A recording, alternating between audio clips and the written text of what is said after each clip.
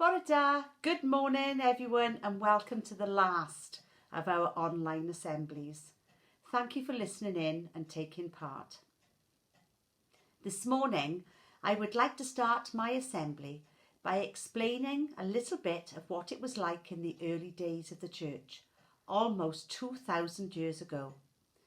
They had many problems. One particular church in a place called Corinth, which is now in Greece, had a problem with getting people to work together.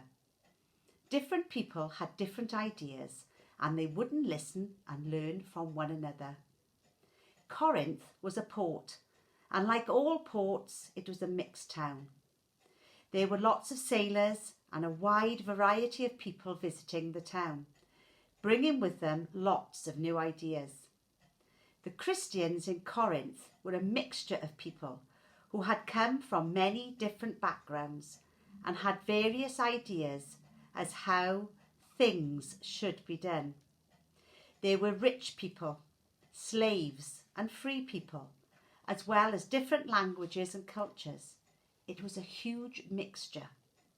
So, when all of these people met at church and were told that God regarded them as equally valuable, they had problems.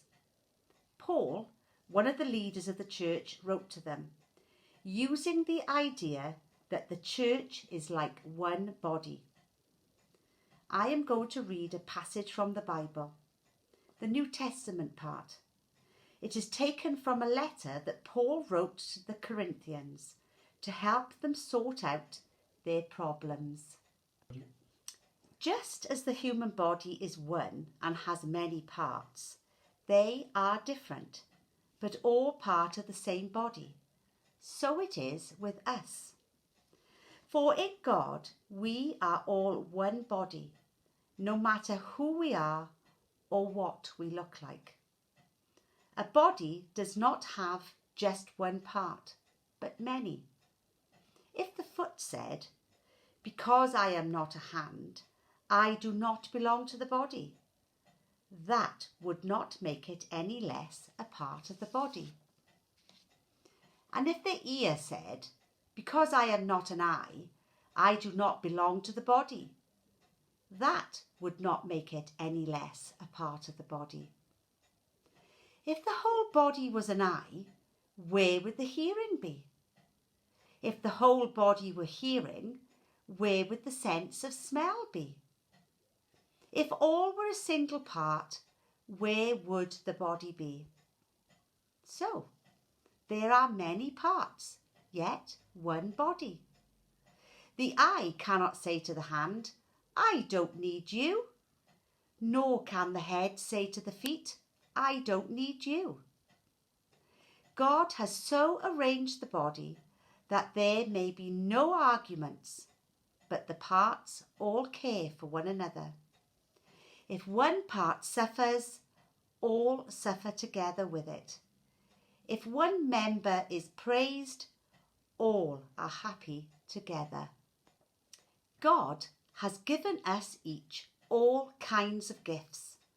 So use your gifts to help each other and so grow closer together. Just a short time of reflection. Which part of the body are you? Are you a foot, carrying people along with you? Or maybe a hand, helping people and pointing the way? Perhaps you are more like the ears, listening carefully to friends when they need to talk about their lives. Or are you a mouth, smiling and happy? Let us pray. Dear God, thank you that together we make up the heart of the school, beating and living within us all. Amen. Have a wonderful summer, boys and girls, and I'll see you all in September. And we'll finish up by singing, "Who's the King of the Jungle?" Who is the king of the jungle? Who is the king of the sea? Baba, baba, baba. Who is the king of the universe? And who's the king of me? I'll tell you